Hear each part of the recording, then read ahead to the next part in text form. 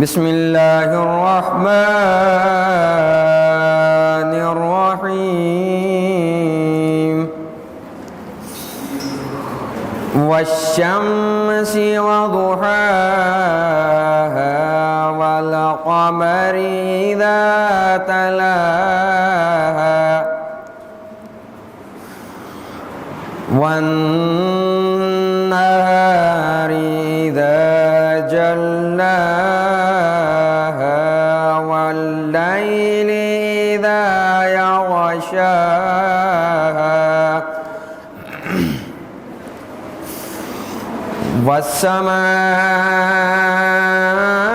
वस्समाइ वमा बनाहा वल्अर्दि वमा तहाहा वनफ्सिन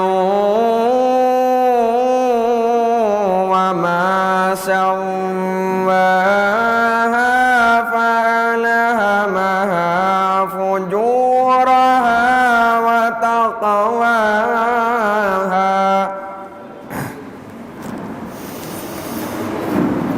क़द अफ़लह मन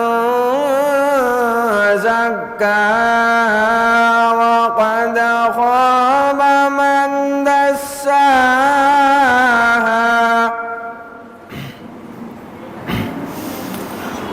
कज़्ज़बत समूद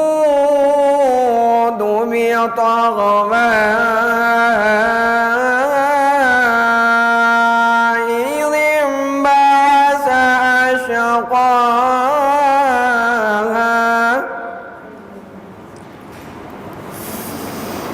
फ़क़ाल लहुम रसूलुल्लाहि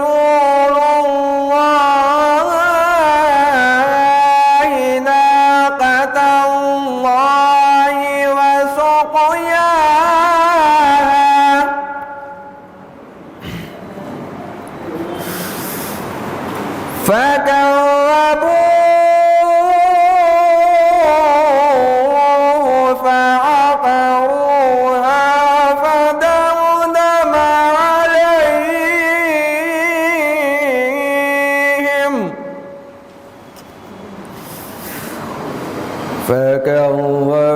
فكذبوه فعقروها فدمدم عليهم ربهم بذنبهم فسواها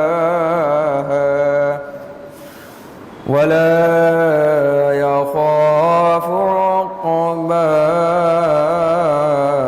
عقباها صدق الله العلي العظيم وصلى الله على سيدنا محمد व आल मोहम्मद। दुरूद पढ़े मोहम्मद व आल मोहम्मद सल्लल्लाहु। अब मैं बड़ा ही अदब व एहतराम के साथ मुअद्दबाना गुजारिश करता हूँ आज जनाब मौलाना फ़ैज़ मशहदी साहब क़िबला की खिदमत में वो आज तशरीफ़ लाएँ और आज के दर्स को ख़िताब करें। बवाद बुलंद नारे सलवात। अऊज़ु बिल्लाहि मिनश शैतानिर रजीम बिस्मिल्लाहिर्रहमानिर्रहीम अल्हम्दुलिल्लाहि रब्बिल आलमीन अस्सलातु वस्सलामु अला सय्यिदिल अंबिया वल मुरसलीन व अला अहलि बैतिहि तय्यबीन ताहिरीन व लानतुल्लाहि अला अअदाइहिम अजमईन अम्मा बाद। बिस्मिल्लाहिर्रहमानिर्रहीम इन्ना अंज़लनाहु फ़ी लैलतिल क़द्र व मा अदराका मा लैलतुल क़द्र लैलतुल क़द्रि खैरुम मिन अल्फ़ि शहर। माह मुबारक रमज़ान का काफ़ी हिस्सा गुज़र चुका है। माशाअल्लाह आप लोग इबादत इताअत नमाज में अपने वक्त को ख़र्च कर रहे हैं। कल रात शब क़द्र गुज़र गई। आज एक नया साल, एक नया आगाज़ इंशाअल्लाह हम सबका शुरू हुआ। अल्लाह इस नए साल को हमारे लिए बाबरकत करार दे और हम सब में ये तौफ़ीक़ पैदा हो कि उसके सही बंदे बन सकें। एक रोज़ मैं नहीं आ सका तो मेरी जगह कोई और आया था, तो उन्होंने कौन सी बहस पढ़ाई, क्या पढ़ाया, कोई इशारा करे ताकि वो दोहरे। कोई नहीं आया जिस दिन मैं नहीं था, छुट्टी थी।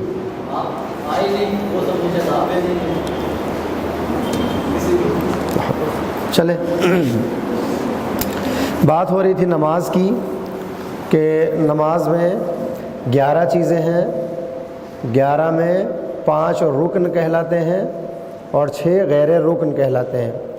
واجبات نماز وہ ہیں کہ جو نماز کا حصہ ہے، جان بوجھ کر انہیں چھوڑ نہیں سکتے، لیکن ان 11 میں رکن اور غیر رکن کا فرق کیا تھا کہ رکن کو اگر بھول کر چھوٹ گیا یا جان بوجھ کر چھوڑ دیا، دونوں صورتوں میں نماز باطل ہو جاتی ہے، لیکن غیر رکن میں یہ اجازت تھی کہ اگر بھولے سے چھوٹ جائے تو نماز باطل نہیں ہوگی، بلکہ اس کا پھر علاج نماز میں کیا جاتا ہے۔ یہ بات واضح ہے یہاں تک؟ یہیں تک بات ہوئی تھی۔ جو چیزیں رکن تھی ان میں سب سے پہلے تھا قیام، نیت، قنطرس، میں نے اس کا ایک فارمولہ بتایا تھا، تو کیا کیا تھا اس میں؟ احسنتم، قیام، تکبیرۃ الاحرام، رکوع، سجود اور قنطرس۔ قاف سے کیا ہے؟ نون سے نیت۔ ہاں، یہ 5 چیزیں ہیں۔ نیت کیا ہے؟ میں نے بتایا تھا کہ لفظوں کو دہرانے کی ضرورت نہیں ہے، دل میں اگر آپ کے معلوم ہے کہ آپ کیا کہہ رہے ہیں، کیا پڑھ رہے ہیں، یہی آپ کی نیت ہے، زبان سے کہنے کی ضرورت نہیں ہوتی۔ نماز پڑھ رہے ہیں، کوئی پوچھے کیا ہو رہا ہے تو آپ کہیں ظہر کی نماز پڑھ رہے ہیں، یہ پہلی رکعت تھی، اسی کا نام نیت ہے۔ اس کے بعد قیام کی باری آتی ہے۔ قیام متصل بر رکوع ہوتا ہے، جو رکوع سے پہلے واجب ہے، اگر کوئی اس کی پرواہ نہیں کرتا تو وہ نماز ٹھیک نہیں ہوگی، وہ رکوع ٹھیک نہیں ہوگا۔ صحیح ہے؟ یہ بات ذہن میں آئی؟ اب باری آتی ہے رکوع کی۔ رکوع میں ذکر پڑھا جاتا ہے، تو اجازت ہے ہمیں کہ رکوع میں یا تو ہم 3 مرتبہ کہیں سبحان اللہ ہے، سبحان اللہ ہے، سبحان اللہ، بس اتنا کہیں کہ رکوع ہمارا کافی ہے، کچھ اور پڑھنے کی ضرورت نہیں ہے۔ پڑھیں تو ثواب بہت زیادہ ہے، لیکن اگر 3 مرتبہ صرف سبحان اللہ کہہ دیا تو یہ کافی ہوتا ہے، یا صرف 1 مرتبہ ہم نے کہہ دیا سبحان ربی العظیم و بحمدہ، تب بھی یہ رکوع کے لیے کافی ہے۔ ہم دونوں چیزیں کہیں تو ثواب کئی گنا بڑھ جائے گا، لیکن واجب کیا ہے کہ یا 3 مرتبہ سبحان اللہ یا 1 مرتبہ سبحان ربی العظیم و بحمدہ۔ سوال یہ ہے کہ کیا رکوع میں ذکر کی جگہ اس سبحان ربی العظیم یا سبحان اللہ کی جگہ قرآنی آیت پڑھ سکتے ہیں؟ کوئی جواب دے؟ ہاں، بربنائے احتیاط نہیں پڑھ سکتے۔ آپ لوگوں میں سے کتنے ایسے ہیں لڑکوں اور لڑکیوں میں ملا کے جو ان 3 باتوں کے معنی جانتے ہیں؟ احتیاط واجب، احتیاط مستحب، یہ 3 باتیں جس کو معلوم ہے ہاتھ اٹھائے۔ بار بار سنتے ہیں نا آپ لوگ؟ احتیاط 2 اور کس کو پتہ ہے؟ احتیاط واجب اور احتیاط مستحب، یہ 3 باتیں پتہ ہیں بس آپ کو۔ بھیا مائک دینا ذرا سا بیٹا، بھیا دیکھیے یہ احتیاط کی تعریف کیا کرتے ہیں۔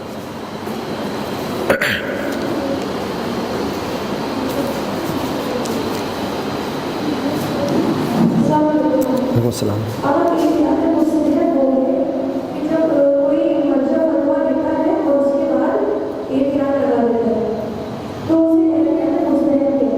ٹھیک،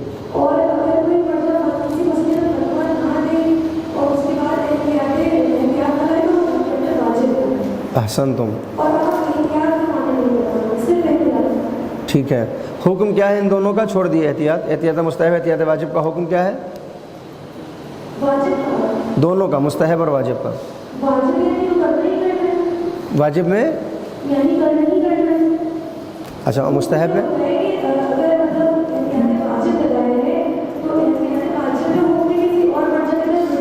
احسنتم، اور مستحب میں احسنتم، شاباش، بہت عمدہ، شاباش۔ یہ دیکھیے بالکل واضح ہے، لیکن بہت سے لوگوں کو چونکہ نہیں پتہ ہے تو ہم اس کو دوہرا دیں گے۔ جب بھی آپ کبھی توضیح المسائل اٹھا کر دیکھیں گے یا مسئلے مسائل کی کوئی کتاب دیکھیں گے تو کئی بار تو مرجع سیدھا سیدھا حکم دیتا ہے۔ مثال کے طور پر کسی نے پوچھا کہ پہلی رکعت میں مستحب نمازوں میں، ایسا مسئلہ پوچھا جا رہا ہے مرجع سے کہ مستحب نماز میں اگر ہم سورہ الحمد کے بعد دوسرا سورہ نہ پڑھیں تو نماز ہو جائے گی؟ اس نے کہا کہ مستحب نمازوں میں ایک سورہ پڑھنا کافی ہے، دوسرے کی ضرورت نہیں ہے۔ یہ جو اس نے کہا کہ دوسرے کی ضرورت نہیں ہے، یہ ہو جائے گا فتویٰ، یعنی اس میں کوئی شک ہی نہیں ہے، اگر آپ اس کی تقلید کرتے ہیں آپ اس کی بات مان لیں گے۔ ایک بار کیا ہوتا ہے کہ مرجع کہتا ہے کہ بربنائے مجھ سے سوال کیا گیا مثال کے طور پر کہ کیا دوسرا سورہ پڑھنا مستحب نماز میں ضروری ہے، تو وہ یہ کہے کہ بربنائے احتیاط واجب سورہ پڑھنا چاہیے، ایسا کبھی کبھی کہتا ہے۔ تو ان دونوں میں فرق کیا ہوا؟ پہلے اس نے سیدھا سیدھا کہہ دیا نہیں دوسرے کی ضرورت نہیں ہے۔ ایک بار وہ کہتا ہے کہ بربنائے احتیاط واجب ضرورت نہیں ہے، سمجھ میں آیا؟ ایک بار ڈائریکٹ کہہ دے کہ ضرورت نہیں ہے، ایک بار کہے احتیاط واجب کی بنیاد پر ضرورت نہیں ہے، یہ دو باتیں ہوئیں۔ ایک بار کہے گا کہ بربنائے احتیاط مستحب ضروری نہیں ہے، یہ تین باتیں الگ الگ ہو گئیں۔ ان کا فرق کیا ہوگا؟ فتوے میں تو کوئی مسئلہ ہی نہیں ہے، جو وہ کہہ رہا ہے اس کو مان لو۔ احتیاط واجب کا مطلب یہ ہوتا ہے، جیسا بتایا ابھی انہوں نے، کہ مرجع کہہ تو دیتا ہے ایک بات، لیکن واجب کی قید لگا کر وہ اجازت دیتا ہے کہ اس مسئلے میں جو میرے بات تمہاری نگاہ میں عالم ہو اس کی طرف رجوع کر لو۔ اسی لیے جب بھی ہم تقلید کرتے ہیں تو صرف اپنے مرجع کو تلاش نہیں کرتے، صرف عالم کو تلاش نہیں کرتے، دو عالم ہماری نگاہ میں ہونا چاہیے، عالم اور فل عالم۔ اس کا مطلب کیا ہے؟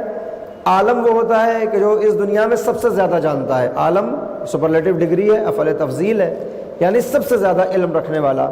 تو ہماری نگاہ میں جو سب سے زیادہ علم رکھے گا اسے ہم کہیں گے عالم، اور تقلید عالم کی ہی ہوتی ہے۔ لیکن اس کے بعد اس دنیا میں جو سیکنڈ نمبر پر ہوتا ہے اسے کہتے ہیں فل عالم۔ جیسے ہر ایک کی نگاہ میں عالم الگ ہوتا ہے، ویسے ہی فل عالم بھی الگ ہوتا ہے۔ جو لوگ سیستانی صاحب کی تقلید کر رہے ہیں ان کی نگاہ میں سیستانی صاحب عالم ہیں، جو لوگ خامنائی صاحب کی تقلید کر رہے ہیں ان کی نگاہ میں خامنائی صاحب عالم ہیں، جو لوگ بشیر نجفی صاحب کی تقلید کر رہے ہیں ان کی نگاہ میں بشیر نجفی صاحب عالم ہیں، جو لوگ مکارم شیرازی صاحب کی تقلید کر رہے ہیں ان کی نگاہ میں مکارم شیرازی صاحب عالم ہیں، یعنی سب سے زیادہ علم رکھتے ہیں۔ تو ہر ایک الگ الگ نگاہ رکھتا ہے عالم کے اعتبار سے۔ اسی طرح سے فل عالم کے لیے بھی نظریہ الگ الگ ہے، کوئی اپنے مرجع کے بعد کسی کو فل عالم مانتا ہے، دوسرے نمبر پر کوئی کسی کو مانتا ہے۔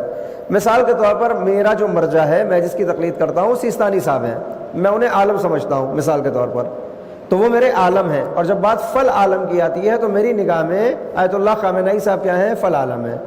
تو اب احتیاط واجب والے جو مسئلے ہوتے ہیں جہاں سیستانی صاحب کہتے ہیں احتیاط واجب کی بنا پر ایسا کیا جائے، تو مجھے اجازت ہے کہ چاہے تو میں سیستانی صاحب کی بات مان لوں، اور اگر نہیں ماننا چاہتا تو چونکہ انہوں نے احتیاط واجب کہا ہے، اس صورت میں فل عالم کی بات کو مان لوں گا، یعنی دیکھوں گا کہ سیستانی صاحب کے بعد خامنائی صاحب نے اس بارے میں کیا کہا ہے۔ میں اپنی مثال دے رہا ہوں، آپ کے لیے کوئی بھی ہو سکتا ہے۔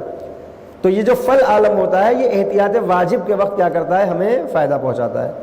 احتیاط مستحب میں احتیاط ہی کرتا ہے عالم، لیکن اس میں دوسرے کی طرف جانے کی اجازت نہیں ہوتی۔ احتیاط واجب میں فل عالم کی طرف جا سکتے ہیں، احتیاط مستحب میں فل عالم کی طرف نہیں جا سکتے۔ اسی مرجع کی احتیاط یا فتوے کے اوپر عمل کرنا ہوتا ہے۔ یہ بات کسی کو سمجھ میں آئی جن کو پہلے سے نہیں پتا تھا؟ اگر ابھی بھی کسی کو نہیں سمجھ میں آیا تو مجھے بتائے، تاکہ یہ بہت ضروری ہے، یہ زندگی بھر کام آنے والی بات ہے۔ واضح ہے بیٹا؟ تم لوگ کو سمجھ میں آیا؟ پوچھ سکتا ہوں کسی سے بھی، سمجھ میں آیا؟ احتیاط مستحب کیا ہوتا ہے بتائیے؟ مائک بھیجوں؟ نہیں سمجھ میں آیا بیٹا اس کو مائک دینا۔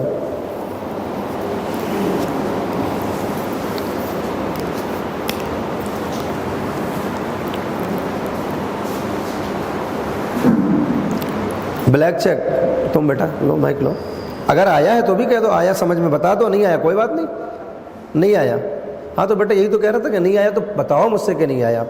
یہ ظلم ہوگا نا تمہارا میرے اوپر، میرا تمہارے اوپر۔ میں 1 گھنٹہ یہاں سے جاؤں تمہیں سکھا بھی نہ پاؤں تو میرے اپنے وقت کی بربادی ہے، میرے اپنے بہت چیزوں کی بربادی ہو جائے گی، اور تمہاری بھی بربادی ہے 1 گھنٹے کی۔ 10 بار سمجھ میں نہیں آیا 20 بار پوچھو۔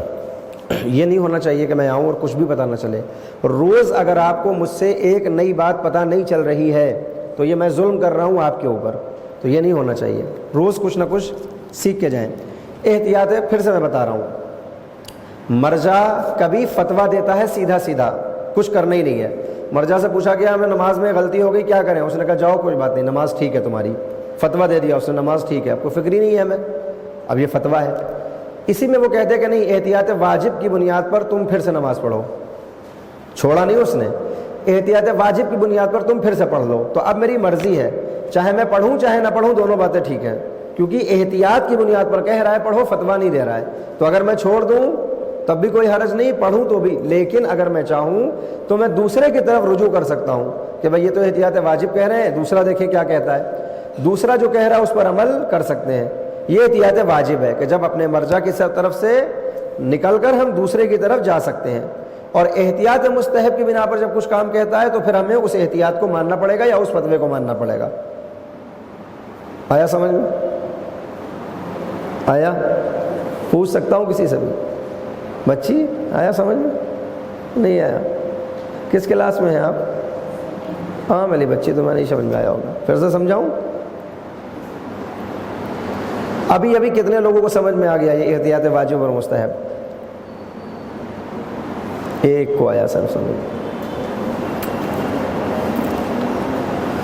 توضیح ہے یہاں پر؟ توضیح المسائل، توضیح المسائل ہے یہاں؟ ہے بیٹا لیا نظر اگر ہو. چلیں توضیح اگر آتی ہے تو میں مثال کے ساتھ اس میں دکھا کے آپ کو بتاؤں گا کہ یہ تینوں چیزیں کیا ہیں. خیر، بات ہو رہی تھی رکوع کی کہ رکوع میں یا تو 3 مرتبہ سبحان اللہ یا 1 مرتبہ سبحان ربی العظیم و بحمدہ، اس میں سے کچھ بھی پڑھیں گے نماز ٹھیک ہے. لیکن کوئی اگر اس کی جگہ قرآن کی کوئی آیت پڑھے تو کیا ٹھیک ہے؟ تو فتویٰ کیا ہے کہ احتیاط واجب کی بنیاد پر یہ ٹھیک کا بات نہیں ہے.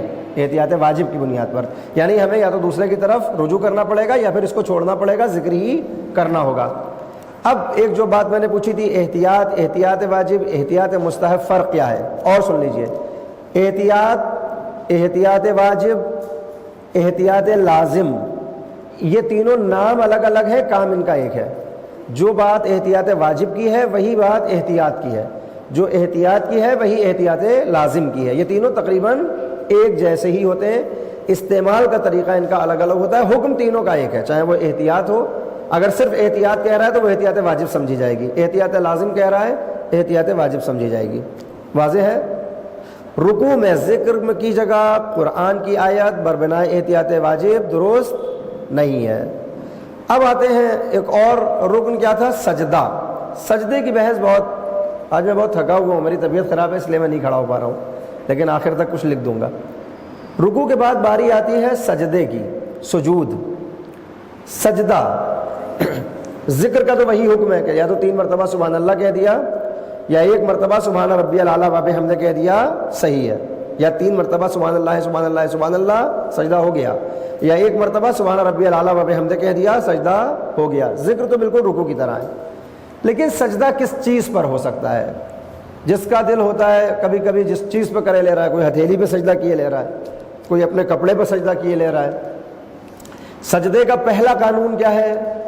ہر اس چیز پر سجدہ ہوگا جو زمین سے پیدا ہو اور کھائی اور پہنی نہ جاتی ہو.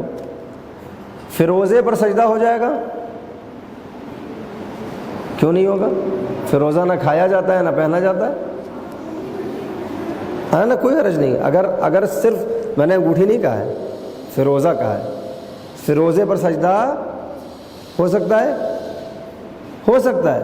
عقیق پر سجدہ ہو سکتا ہے، کیوں نہیں ہو سکتا؟ پتھر پر ہو سکتا ہے نا، فیروزہ پتھر ہے، عقیق پتھر ہے. بس احتیاط کیا ہے؟ احتیاط کس بات کی ہے؟ کہ اتنا چھوٹا نہ ہو کہ اس پر سجدہ ہو ہی نہ سکے. اتنا سا نہ ہو منا سا کہ اس کے اوپر سجدہ کر رہے ہیں، نہیں. اگر بڑا سا فیروزہ ہے تو کوئی اگر ایسے ہاتھ رکھ کے اپنے فیروزے پر سجدہ کر رہا ہے تو اس کا سجدہ ٹھیک ہے، اس میں کوئی حرج نہیں. یہ حدید ہے میرے پاس، یہ کالا حدید پتھر ہے، یہ میرے پاس کچھ بھی نہیں ہے. میں ایسے کر کے اگر یوں سجدہ کروں تو میرا سجدہ ٹھیک ہوگا. یہ عقیق ہے میرا، یہ اتنا کافی ہے سجدے کے لیے.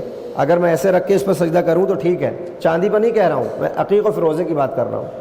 اسی طرح سے فیروزہ ہے یہ، اس کے اوپر بھی میں سجدہ. یہ اب کوئی کہہ سکتا ہے کہ صاحب یہ تو پہنا جا رہا ہے. نہیں، فیروزہ پہنا نہیں جا رہا ہے، چاندی پہن رہے ہیں ہم، چاندی پہن رہے ہیں.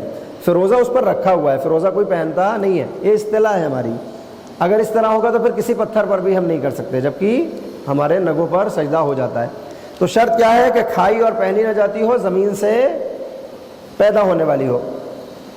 ایک مسئلہ جو اس وقت بہت مبتلا بے ہے، جو بہت پوچھا جاتا ہے، ایران عراق سے جو سجدگاہ آتی ہے اس کے اوپر کچھ لکھا ہوتا ہے. کبھی یا حسین لکھا ہوتا ہے، کبھی قرآن کی آیت لکھی ہوتی ہے، کبھی مکہ بنا ہوتا ہے یا کربلا کا روضہ بنا ہوتا ہے. تو سوال کیا جاتا ہے ایسے سجدگاہ پر سجدہ ہو سکتا ہے؟ تو کیا ہے حکم اس کا؟ بتائیں آپ لوگ. ہو سکتا ہے، کوئی حرج نہیں. اگر اس پر کچھ لکھا ہوا ہے، اس پر کچھ بنا ہوا ہے، سجدہ اس پر ہو جائے گا، کوئی اس میں مذائقہ نہیں ہے.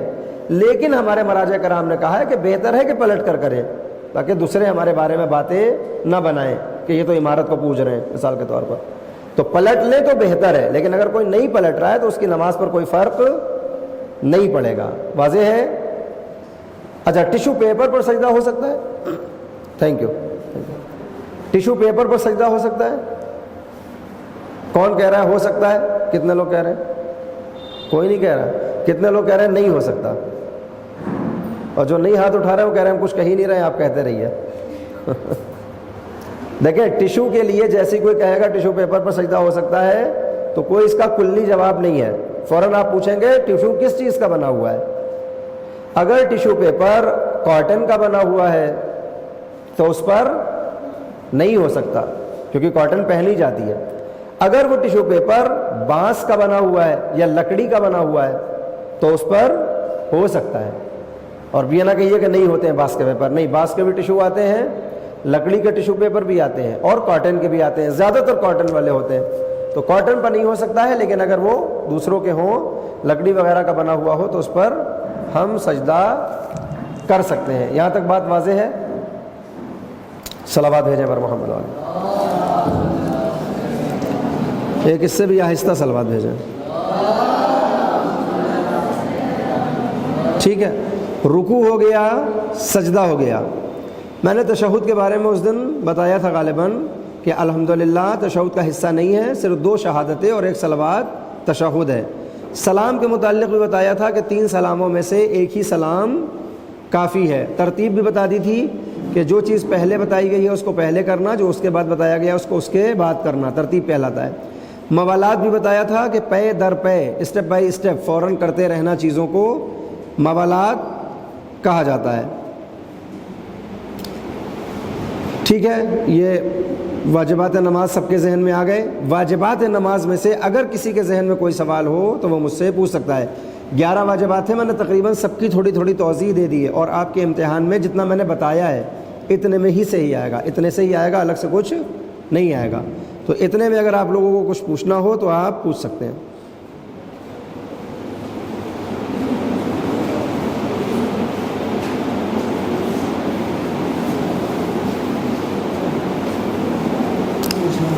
کیا پوچھنا ہے؟ ہاں بیٹا.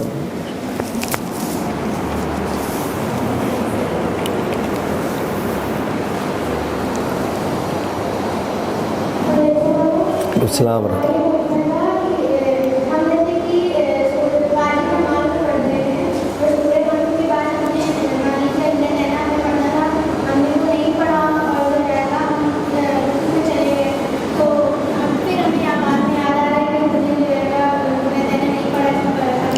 کب یاد آیا, کس وقت؟ رکوع کی دعا شروع کر دی تھی یا ابھی نہیں شروع کی تھی؟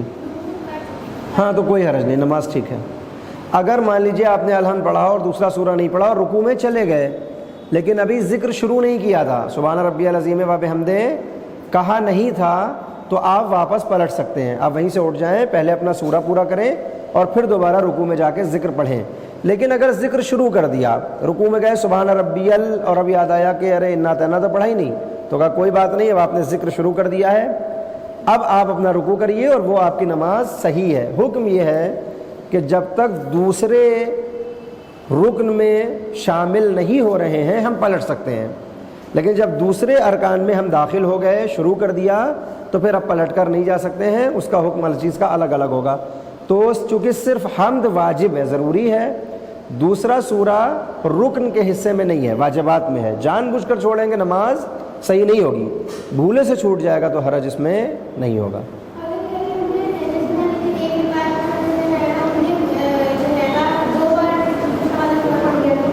کیا پڑھ انا تینا 2 بار پڑھ لیا, کب یاد آیا کہ دوسری بار پڑھا ہے؟ تو جو شک پیدا ہی نہیں ہو رہا ہے اس کو کیوں پیدا کر رہی ہو اماں؟ نہیں, شک پیدا نہ کریں, نماز ٹھیک ہے. رکن کی زیادتی اور رکن کی کمی دونوں نماز باطل کرتے ہیں. رکن اگر زیادہ ہو جائیں تب بھی نماز باطل ہے, کم ہو جائیں تب بھی نماز باطل ہے. تو اگر جان بوجھ کے کوئی ایسا کرے گا تو اس کی نماز باطل ہے, بھولے سے ہو گیا تو اس کو چھوڑ دے. علیکم السلام. ایسے کر لو بیٹا.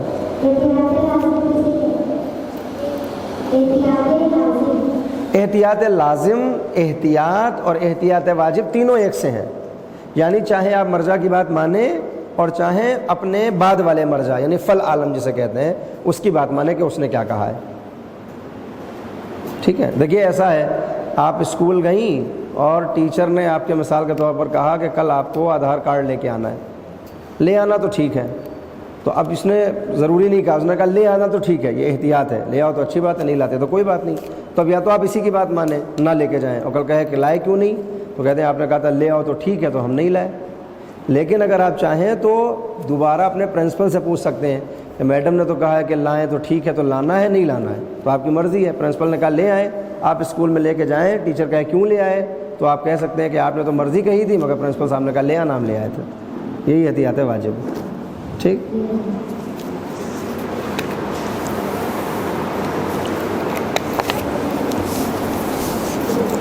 میں اس میں سے کوئی مسئلہ ڈھونڈتا ہوں احتیاط واجب کا تاکہ بالکل واضح ہو جائے. صلوات بھیجیں آپ لوگ.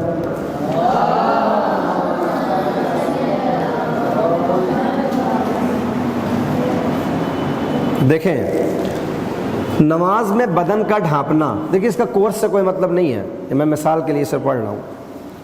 نمازی کو کتنا لباس پہننا چاہیے، اس میں ایک مسئلہ ہے، مسئلہ نمبر 800.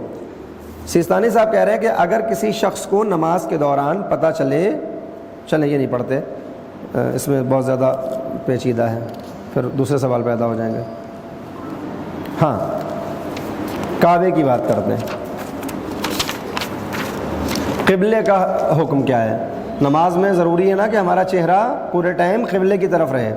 تو فتویٰ نمبر 794 میں سیستانی صاحب کہہ رہے ہیں جو شخص کئی طرف منہ کر کے نماز پڑھنا چاہتا ہو، اگر وہ ایسی 2 نمازیں پڑھنا چاہے تو ظہر اور عصر کی طرح یکے بعد دیگرے پڑھنی ضروری ہے.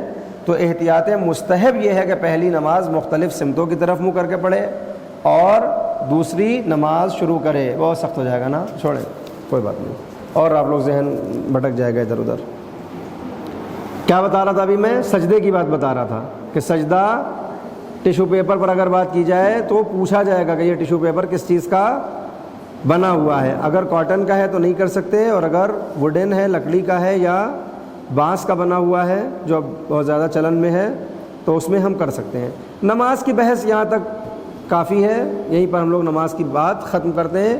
اگر آپ کے سوال آئیں گے تو اتنے میں ہی سے آئیں گے سوال.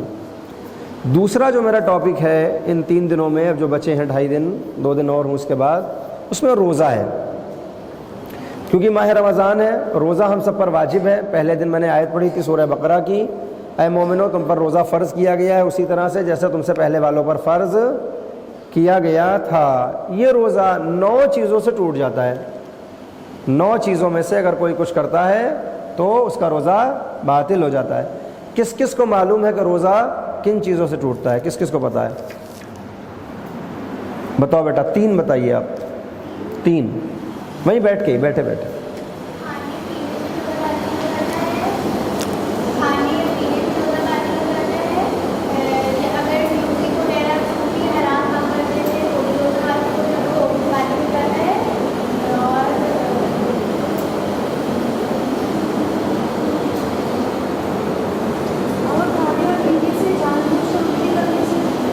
ہاں یہ 3 بتائیں، پھر 4 آپ بتائیے گا. 3 یہ بتا دیں، پھر 4 آپ بتائیے گا.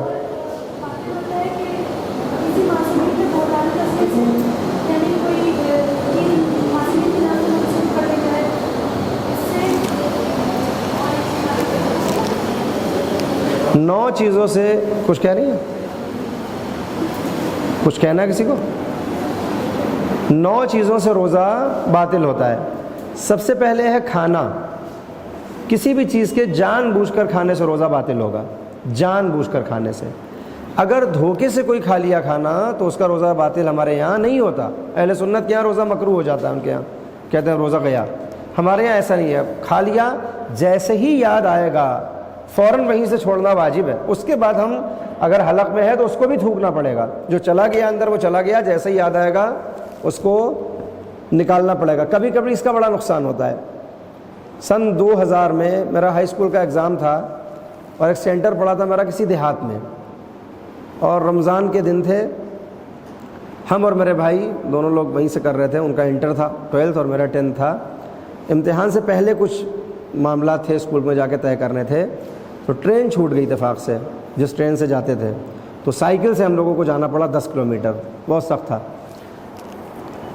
راستے میں سائیکل سے جا رہے تھے، ایک کھیت پڑا، تو بھائی تھے ہمارے، تو وہ بولے کہ یہ کھیت جو سامنے دیکھ رہے ہو یہ ان کا کوئی دوست تھا راہل، اس کا ہے اور اس میں دیکھتے ہیں کیا ہے۔ اب وہاں گئے تو گاجر کا وہ کھیت تھا، پیٹ بھر کے گاجریں کھائیں، اور جیسے ہی یہ سوچا کہ اب گاجر کھا لی ہے، پھنسنے لگی تو پانی پی لیں، جیسے ہی پانی کا خیال آیا تو یاد آیا کہ ہم دونوں تو روزے سے تھے، یہ کتنا سخت ہے، اس سے اچھا تو نہ کھاتے۔ اب وہ آدھی پھنسی ہوئی ہے گاجر، نہ نگل سکتے ہیں، نہ اگل سکتے ہیں، نہ پانی پی سکتے ہیں، پورا دن آفت ہو گئی۔ لیکن روزہ اس دن کا ہمارا صحیح رہا۔ کیوں صحیح رہا؟ کیونکہ جان بوجھ کے ہم نے نہیں کیا تھا، لیکن اگر پانی پی لیتے تو روزہ باطل ہو جاتا۔ تو کھانے اور پینے سے روزہ باطل ہے جب جان بوجھ کے کھایا جائے، بھولے سے آپ پورا پیٹ بھر کے کھا جائیں کوئی حرج نہیں ہے، روزہ باطل نہیں ہوگا۔ تو یہ دو چیزیں ہیں۔ تیسری چیز جو اس بچی نے بتائی اس سے روزہ باطل نہیں ہوتا۔ اگر کوئی حرام چیز، کیا کہا تھا بیٹا؟ نگاہ پڑ کیا تھا بچے؟ میوزک، ہاں، اگر کسی نے میوزک سن لی تو روزہ باطل نہیں ہوتا ہے، روزے کا ثواب کم ہو جائے گا، اللہ قبول نہ کرے وہ ایک الگ بات ہے، لیکن فقیہ نے نہیں کہا کہ اس سے روزہ باطل ہوتا ہے۔ اس کا مطلب یہ نہیں کہ ہم روزہ رکھ کے گانے سنیں، نہیں، روزہ ٹوٹتا نہیں ہے۔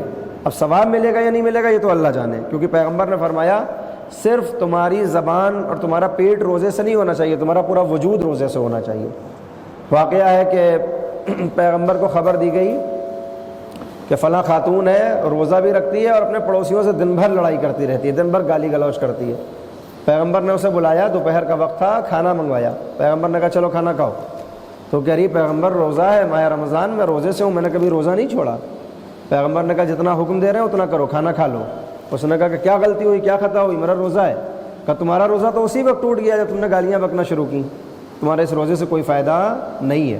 تو ہونا تو یہی چاہیے کہ ہم پوری طرح سے اپنے آپ کو گناہوں سے بچائے رکھیں، لیکن جب ٹوٹنے کی بات آتی ہے کہ روزہ کن چیزوں سے ٹوٹتا ہے، اس میں میوزک نہیں ہے، کھانا ہے، پینا ہے، اور اس کے علاوہ 7 چیزیں اور ہیں جو آج اس لیے جان بوجھ کر نہیں بتا رہا ہوں کہ کل آپ سب لوگ کا یہ کام ہے کہ آپ لوگ اپنے یہاں سے 9 چیزیں دیکھ کے آئیں گے، اور میں کسی سے بھی پوچھوں گا کہ روزہ کن چیزوں سے باطل ہوتا ہے، 3 لوگوں کو انعام دوں گا، 5 روپے، نہیں 5 نہیں دوں گا، زیادہ دوں گا۔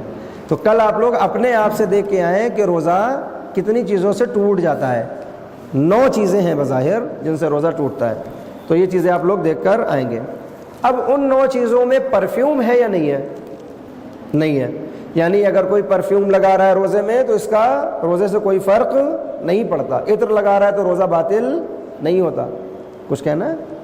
ہاں، اسی طرح سے وضو کا معاملہ ہے، بحث نہیں ہے ہماری لیکن بات آئی ہے تو بتا دیں، وضو کا بھی یہی معاملہ ہے۔ وضو کر کے اگر کسی نے گالی دے دی، گانا سن لیا تو گناہ ہے، لیکن وضو اس کا نہیں ٹوٹتا، وضو اس کا صحیح ہے۔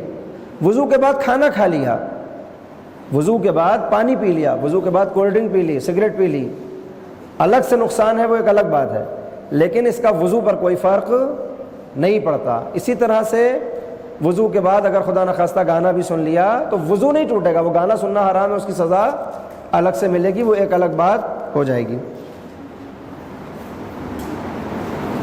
اب عام طور پر ایک مسئلہ آتا ہے اسی سے ملتا جلتا کہ ابھی میں نے کہا ہے کہ بہت سی چیزیں ہیں روزہ باطل نہیں کرتی لیکن گناہ ہے ان چیزوں کو انجام دینا۔ آج کل انٹرنیٹ کا دور ہے، ہم لوگ سب انٹرنیٹ یوز کرتے ہیں، انسٹا کا دور ہے، ریل سوائپ کر رہے ہیں، ایک کے بعد دوسری آتی چلی جا رہی ہے۔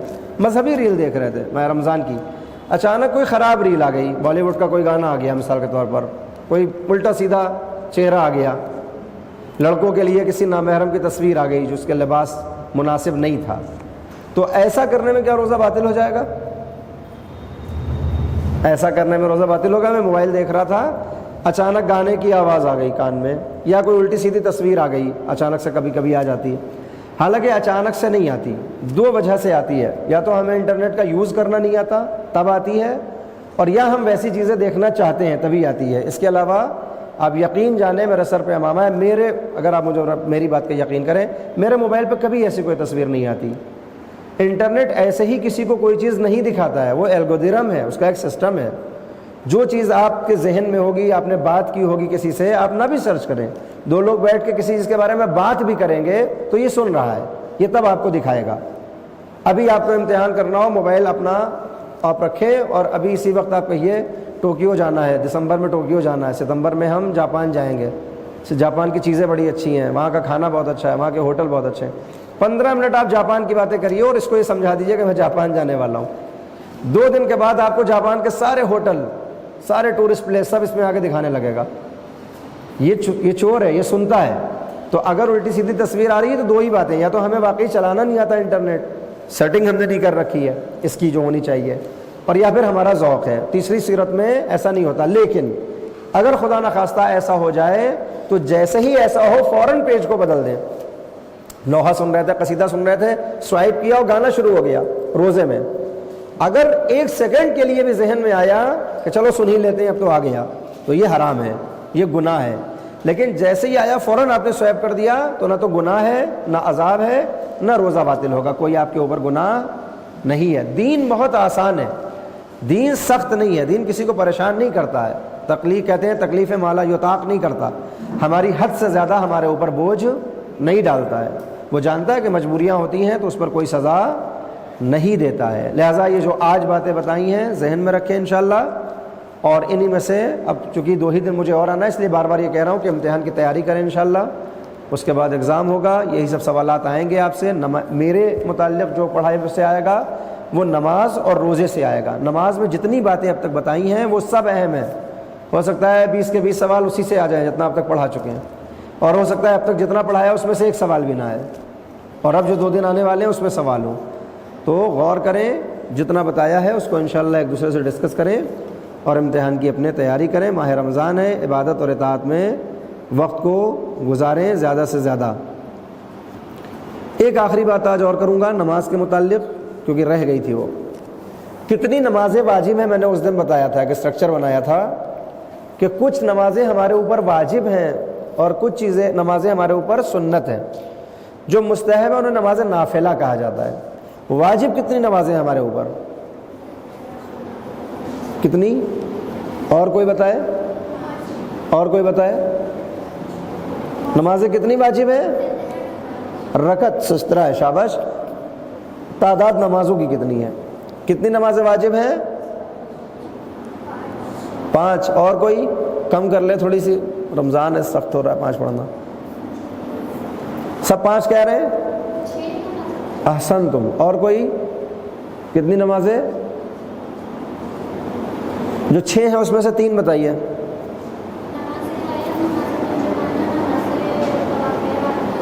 احسن تم، شاباش شاباش۔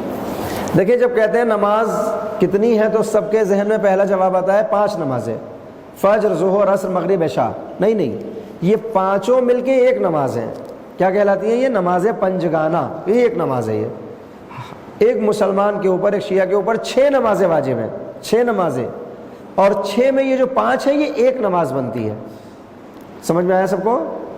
6 نمازیں واجب ہیں۔ سب سے پہلے نماز ہے نماز پنجگانہ یا نماز یومیہ۔ دوسری نماز ہے نماز آیات یا آیت۔ یہ کب پڑھی جاتی ہے؟ چاند گہن، سورج گہن، زلزلہ، کالی آندھی، جب ایسا کچھ ہو جائے نیچر کی طرف سے، اللہ کی طرف سے، کہ آدمی خوف میں پڑ جائے۔ سیاہ آندھیاں چلنے لگیں، اندھیرا ہو گیا ایک دم سے، آدمی ڈر گیا، لرز گیا کہ یہ کیا ہو گیا، نماز واجب ہو جائے گی۔ زلزلہ آ گیا، چاند گہن ہو گیا، سورج کو گہن لگ گیا، یہ نماز پڑھی جائے گی یہاں پر 2 رکعت، اس کو کہتے ہیں نماز آیات یا نماز آیت۔ تو نماز یومیہ پنجگانہ ایک نماز ہوتی ہے، دوسری ہے نماز آیت، تیسری ہے نماز میت۔ ٹھیک ہے، نماز میت، مرنے والا تو مر گیا، اس پر واجب نہیں ہے، دوسروں پر واجب ہے کہ وہ میت کے لیے ایک نماز پڑھیں 5 تکبیر کی۔ اس نماز میں نہ رکوع ہوتا ہے، نہ سجدہ ہوتا ہے، نہ تشہد، نہ سلام، نہ سورہ، نہ ذکر، صرف 5 تکبیریں ہیں۔ نیت کرتے ہیں اللہ اکبر، اللہ کی وحدانیت کی گواہی دیتے ہیں، پیغمبر کی رسالت کی گواہی دیتے ہیں، اللہ اکبر، نبی اور آل نبی پر صلوات پڑھتے ہیں، اللہ اکبر، عام مومنوں کی مغفرت کی دعا کرتے ہیں، اللہ اکبر، اس خاص میت کی مغفرت کی دعا کرتے ہیں، اللہ اکبر۔ اس کو کہتے ہیں نماز میت۔ تو ایک نماز پنجگانہ، دوسری نماز آیات، تیسری نماز میت، چوتھی نماز ہے نماز طواف واجب۔ جو لوگ مکے جاتے ہیں حج یا عمرہ کرنے، تو حج میں بھی اور عمرے میں بھی، یہ اگر پورا ٹاپک ہوتا تو میں پورا پڑھاتا، لیکن بس اشارہ کروں گا، کچھ ارکان کرنے پڑتے ہیں مکے میں جا کر۔ پہلے احرام باندھنا پڑتا ہے، مردوں کو ایک خاص کپڑا پہننا پڑتا ہے، عورتوں کو اپنے یہی لباس میں خالی نیت کرنا پڑتی ہے، احرام پہنتی ہوں میں عمرہ تمتع کے لیے یا عمرہ مفردہ کے لیے قربتاً الی اللہ۔ اس کے بعد کچھ چیزیں حرام ہو جاتی ہیں احرام باندھنے والے پر، اور کچھ عمل کرنا پڑتے ہیں، اس کے بعد یہ سب چیزیں حلال ہو جاتی ہیں اور یہ احرام کھل جاتا ہے۔ تو ایک اس میں سے کام ہوتا ہے طواف، جو کعبہ ہے اس کے 7 چکر لگائے جاتے ہیں، ٹھیک ہے۔ جب کسی نے ایک بار یہ طواف پورا کر لیا، 7 چکر لگا لیے، تو اب چاہے یہ اپنی مرضی سے کر رہا تھا یا کیسے ہی کر رہا تھا، مذاق میں کر رہا تھا، اگر 7 چکر اس نے لگا لیے ہیں تو اب اس پر واجب ہے کہ 2 رکعت نماز پڑھے، ٹھیک ہے۔ اگر نہیں لگایا چکر تو ایک الگ بات ہے، وہ رہ رہا ہے، لیکن اگر اس نے چکر لگا لیے 7 تو اس کے اوپر ایک 2 رکعت نماز واجب ہو جاتی ہے، جس کو کہتے ہیں نماز طواف واجب۔ نماز طواف واجب، وہ طواف جو کیا ہے کعبے کا، اس کی وجہ سے واجب ہونے والی 2 رکعت نماز ہوتی ہے، صبح کی طرح پڑھی جاتی ہے۔ تو یہ چوتھی نماز ہو گئی۔ ایک نماز ہوتی ہے بڑے بیٹے کے اوپر والد کی قضا نماز۔ میرے والد کا انتقال ہو گیا، کسی وجہ سے ان کی نمازیں چھوٹی ہیں، کچھ کہ ان کی جو چھوٹی رہ گئی ہیں وہ کس کی ذمہ داری ہے؟ کون پڑھے؟ بڑا بیٹا پڑھے۔ بڑے بیٹے پہ ظلم نہیں ہے یہ کہ کیوں پڑھے بھائی، وہ اپنے بھی پڑھے باپ کی بھی پڑھے، ظلم ہے یا نہیں ہے؟ لڑکیاں کیوں نہیں پڑھتی؟ لڑکے کیوں پڑھیں؟ ظلم ہے نہیں ہے؟ ہے؟ کسی کو لگتا ہے ظلم ہے؟ نہیں ہے ظلم، کیونکہ بڑے بیٹے کو کچھ ایسی چیزیں باپ سے ملتی ہیں جو دوسرے کو نہیں ملتی۔ جیسے باپ کا اپنا جو عصا، چھڑی ہوتی ہے، سونے کی ہو، چاندی کی ہو، لکڑی کی ہو، اخروٹ کی لکڑی کی ہو، مر گیا مرنے والا، تو یہ جو عصا ہے یہ ہر بچے کو نہیں ملتا، بڑے بیٹے کو ملتا ہے۔ باپ کی پہنی ہوئی انگوٹھیاں یہ ورثہ نہیں ہوتی، سب کو نہیں بٹتی، بڑے بیٹے کو ملتی ہیں۔ امامہ کس کو ملتا ہے؟ بڑے بیٹے کو ملتا ہے۔ باپ کی سواری، اس زمانے میں گھوڑا اور اونٹ ہوتا تھا، تو وہ سب میں نہیں بٹتا تھا، وہ صرف بڑے بیٹے کو ملتا تھا۔ آج کے مراجع نے کہا کہ زمانہ بدل گیا ہے، گھوڑے کی جگہ گاڑی آ گئی، تو کوئی اگر پرسنل گاڑی بھی ہے کسی مرحوم کی، پرسنل ایک فیملی والی ہے جس میں سب استعمال کر رہے ہیں، ایک باپ کی اپنی تھی جو خود استعمال کرتا تھا، تو بعض مراجع نے کہا کہ یہ بھی حصہ ہے بڑے بیٹے کا۔ تو چونکہ بڑے بیٹے کو کچھ زیادہ چیزیں مل جاتی ہیں باپ سے، تو ایک ذمہ داری شریعت نے رکھی کہ اس کی چھوٹی ہوئی نمازیں بھی اس کے اوپر واجب ہو جاتی ہیں۔ ایک نماز واجب ہوتی ہے نذر کی بنیاد پر۔ نذر کیا ہے؟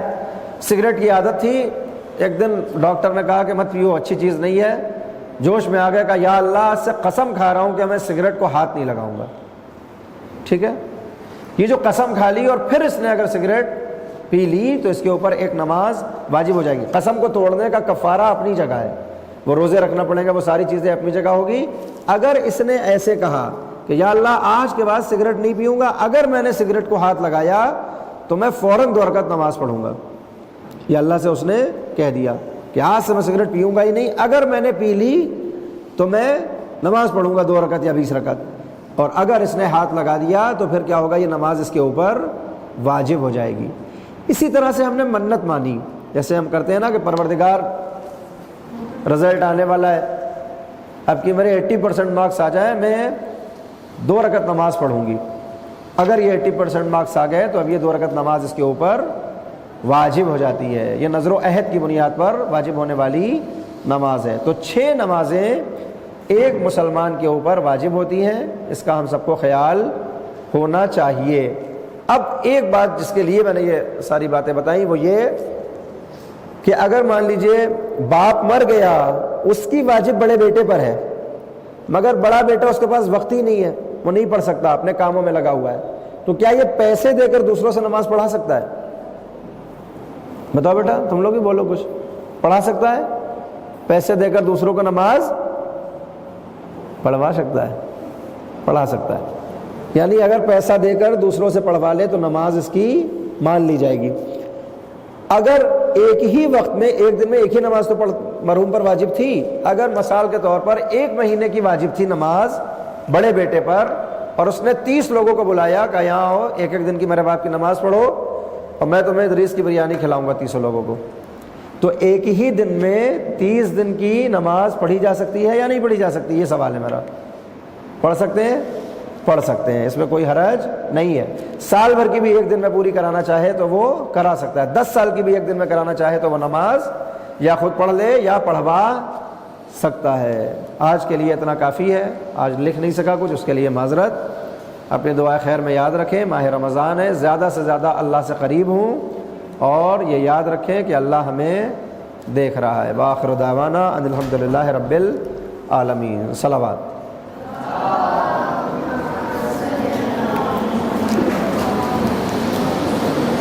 کوئی سوال اگر آپ لوگوں کا درس سے متعلق ہو تو آپ سوال کر سکتے ہیں۔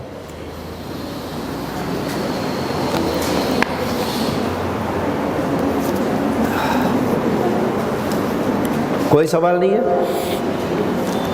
ہاں بیٹا بیٹھو، اس کو دے بیٹا بھیا۔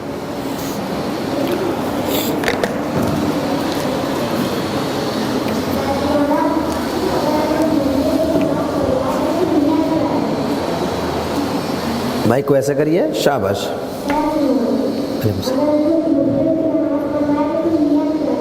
کیا کہہ رہے ہیں؟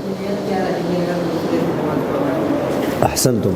اگر میرے باپ کی نماز مجھ پہ واجب ہے تو میں خود اگر پڑھوں گا تو نیت کروں گا نماز پڑھتا ہوں میں 2 رکعت فجر کی قضاء والد، یا اردو میں کہیں گے تو کہیں گے کہ اپنے والد کی قضا نماز پڑھتا ہوں صبح کی 2 رکعت قربتاً اللہ۔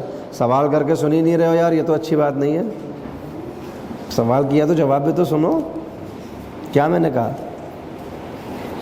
نیت کریں گے 2 رکعت نماز پڑھتا ہوں میں اپنے والد کی فجر کی قربتاً اللہ، میں خود پڑھ رہا ہوں، پیسے دے کے پڑھوا رہا ہوں تو دوسرا پڑھ رہا ہے، وہ نیت کرے گا کہ اجرت کی وجہ سے جو نماز میرے اوپر واجب ہوئی ہے، پیسے لے کے جو نماز میرے اوپر واجب ہوئی، میں ان نمازوں میں سے صبح کی پڑھ رہا ہوں 2 رکعت اس مردے کے لیے جس کا پیسہ لیا ہے، قربتاً اللہ۔ اور یہ سب زبان سے کہنے کی ضرورت نہیں ہے، بس اس کے ذہن میں یہ بات ہو، یہی اس کی نیت ہے، زبان سے کہنے کی ضرورت نہیں ہے، اس کو پتہ ہو کہ پیسے لے کر یہ نماز پڑھ رہا ہے کسی مرحوم کی، بس اس کے لیے اتنا کافی ہے، نماز صحیح ہو جائے گی۔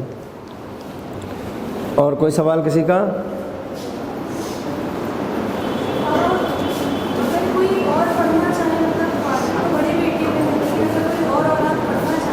نماز ٹھیک ہے۔ اب اس میں 2 صورتیں ہیں کہ یا تو اپنے بھائی کا ہاتھ بٹا رہا ہے کہ اس کا بوجھ کم ہو جائے، تو آپس میں طے کر لیں کہ جو تمہاری نماز تمہارے اوپر واجب تھی تم مجھے دے دو، وہ کہے کہ ہم تم اس کو 1 سال کی نماز دے رہے ہیں، پڑھ دو فری میں، تو اب اس کے اتر جائے گی۔ لیکن اگر آپ کی لڑائی ہے خدا نخواستہ، یا آپ اس کے سر سے نہیں اتارنا چاہ رہے ہیں، خود پڑھیں وہ اس کے اوپر رہے، تو آپ پڑھیں گے تو ان کی تو پوری ہو جائے گی مرحوم کی، اس سے معاف نہیں ہوگی، کیونکہ اس پر واجب ہو جاتی ہے باپ کی۔ جی پیسے، ہاں بالکل کسی سے بھی اجرت کی نماز کے پیسے کسی سے لے سکتے ہیں۔